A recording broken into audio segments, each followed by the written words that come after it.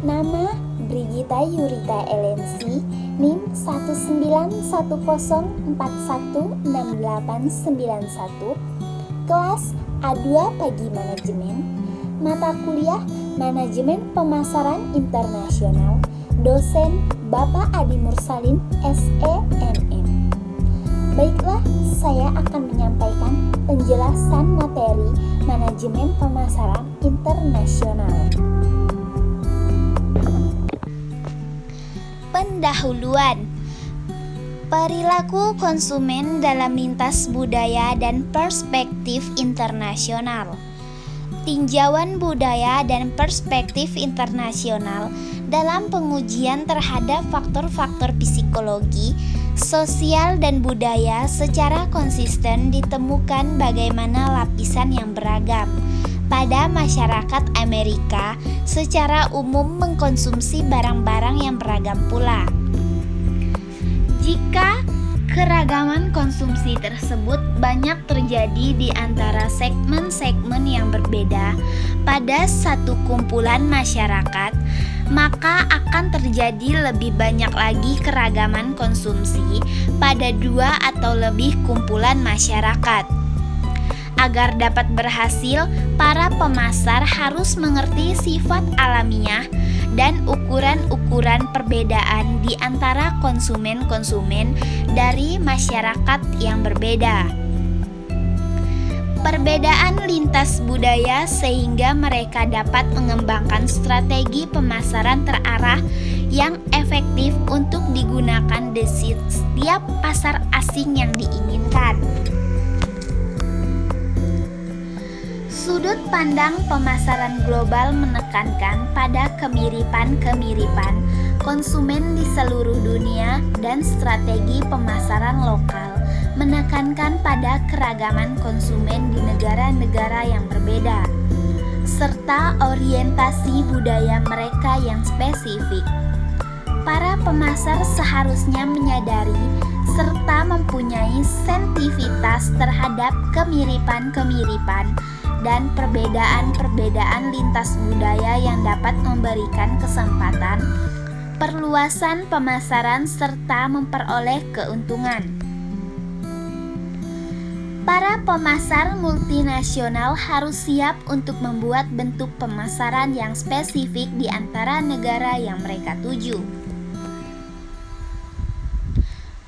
Bagian A, arti penting menjadi multinasional. Saat ini hampir seluruh perusahaan bisnis raksasa memasarkan produk-produk mereka di luar batas-batas negara asalnya. Faktanya, yang hangat dibicarakan saat ini oleh mereka bukanlah apakah kita akan memasarkan produk ini di negara lain, melainkan lebih kepada bagaimana kita akan memasarkannya, atau sebagai produk yang sama dengan kampanye iklan global yang sama.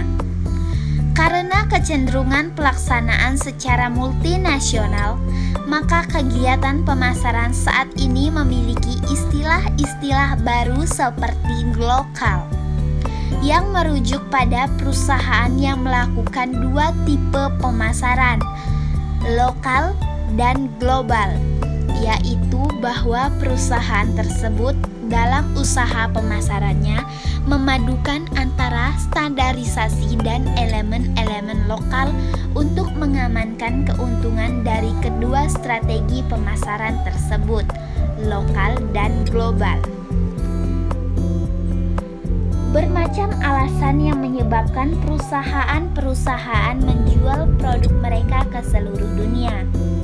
Pertama, banyak perusahaan yang telah mempelajari bahwa ketika pasar dalam negeri telah matang, maka satu-satunya kesempatan terpenting untuk kelangsungan masa depan perusahaan diwakili oleh pasar luar negeri.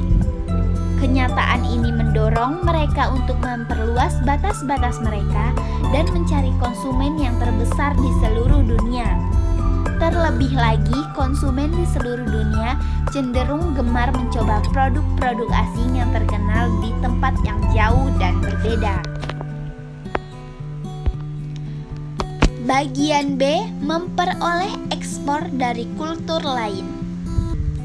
Dengan banyaknya kontak yang dilakukan konsumen dengan barang-barang dan gaya hidup dari orang-orang yang tinggal di bagian dunia yang lain, mereka mempunyai kesempatan untuk mengadopsi cara dan produk mereka.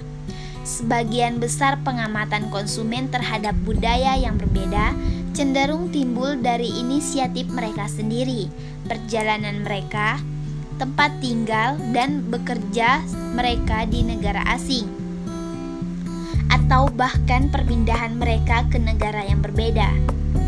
Sebagai tambahan, konsumen dapat memperoleh selera terhadap kultur yang berbeda dari kontak mereka dengan film asing, teater, seni, dan artefak, serta yang paling pasti dari pengamatan mereka terhadap produk yang mereka pilih berbeda dan tidak familiar di kultur mereka sendiri.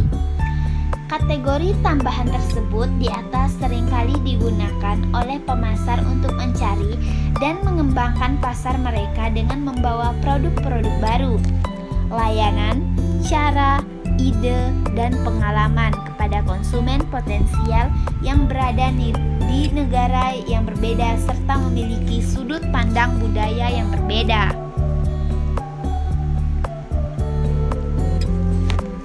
Bagian C, efek negara asal. Ketika konsumen memutuskan untuk melakukan pembelian, mereka mungkin akan sampai pada pertimbangan akan asal negara produk yang mereka pilih. Para peneliti menunjukkan bahwa konsumen menggunakan pengetahuan mereka tentang di mana produk tersebut dibuat sebagai evaluasi pilihan pembelian mereka. Efek negara asal ini muncul karena konsumen sadar bahwa nama perusahaan atau merek tertentu berhubungan dengan negara tertentu. Secara umum, banyak konsumen menghubungkan Prancis dengan anggur, mode busana, dan parfum serta berbagai produk kecantikan lain. Itali dengan pasta, perancang busana, furnitur, sepatu, dan mobil sport. Jepang dengan kamera dan konsumen elektronik, dan Jerman dengan mobil, alat-alat perkakas, dan permesinan. Terlebih lagi, konsumen cenderung mempunyai sikap atau kegemaran bahwa barang tertentu harus dibuat di negara tertentu. Sikap ini bisa berdampak positif atau negatif, atau netral tergantung pada persepsi atau pengalaman. Sebagai contoh, seorang konsumen pada suatu negara mungkin akan memberi nilai positif pada suatu produk yang dibuat di negara lain. Contohnya, konsumen Amerika kelas atas akan beranggapan bahwa sebuah tas tangan Prada Itali atau sebuah jam Rolex Swiss adalah investasi yang berharga. Berlawanan dengan konsumen lain yang mungkin akan terpengaruh secara negatif ketika dia mengetahui DVD player yang sedang dia pertimbangkan untuk dibeli dibuat di negara yang tidak dapat diasosiasikan dengan barang-barang elektronik yang bagus, seperti DVD player yang dibuat di Italia. Efek negara asal ini berpengaruh pada bagaimana konsumen meranking kualitas dan merek mana yang akhirnya mereka pilih. Walaupun demikian, penelitian terbaru mengatakan bahwa ketika motivasi membeli mereka sedang tinggi dan ketika model spesifik produk tersebut mereka evaluasi, atau seperti menolak serangkaian produk yang dibuat di negara tertentu, penilaian mendasar konsumen akan informasi negara asal mungkin agak berkurang. Analisis konsumen secara lintas budaya. Untuk menentukan bagaimana memasuki pasar di luar negeri, pelaku pasar perlu mengadakan suatu bentuk analisis konsumen secara lintas budaya atau cross-cultural consumer analysis. Analisis konsumen secara lintas budaya ini adalah usaha untuk menentukan derajat persamaan dan perbedaan antara dua atau lebih negara. Analisis tersebut dapat menyediakan pemahaman terhadap karakteristik psikologis, sosial, dan budaya. Konsumen yang menjadi target bagi pelaku pasar sehingga mereka dapat mendesain strategi pemasaran yang efektif. Persamaan dan perbedaan individu.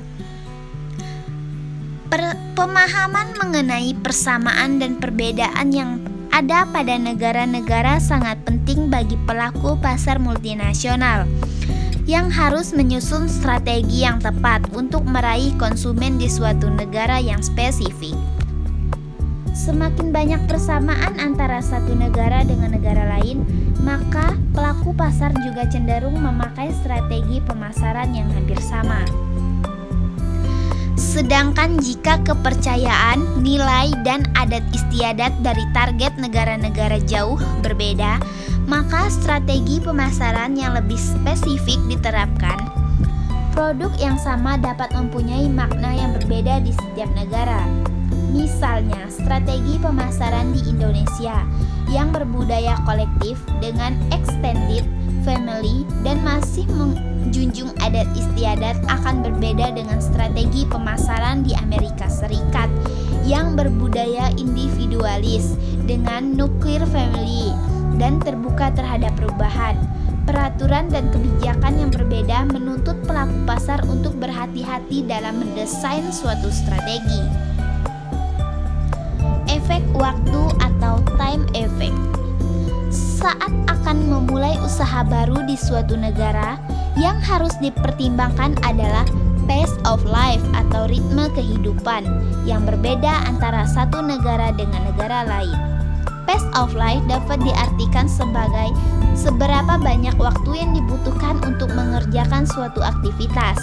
Penelitian terhadap pace of life di 31 negara yang mengukur lama jalan kaki sejauh 60 kaki, lama petugas pos mengerjakan pembelian perangko, dan keakuratan jam publik menemukan bahwa Indonesia berada di urutan ke-30. Pace of life tercepat ditempat oleh Switzerland dan yang terlambat diduduki Meksiko. Strategi pemasaran di negara-negara tersebut harus disesuaikan. Misalnya, restoran Pizza Hut di Switzerland harus menyiapkan sajian jauh lebih cepat dibanding di Indonesia. Pertumbuhan global kelas menengah.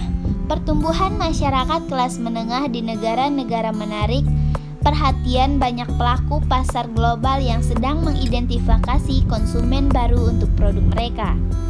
Masyarakat secara global terutama di Amerika Selatan, Asia, dan Eropa Timur dengan pendapatan per kapita 5.000 US dollar dapat dianggap sebagai kelas menengah.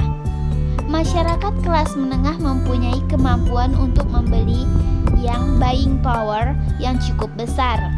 Misalnya kelas menengah di Cina merupakan target pasar untuk TV dan komputer. Akulturasi adalah sudut pandang penjualan yang penting.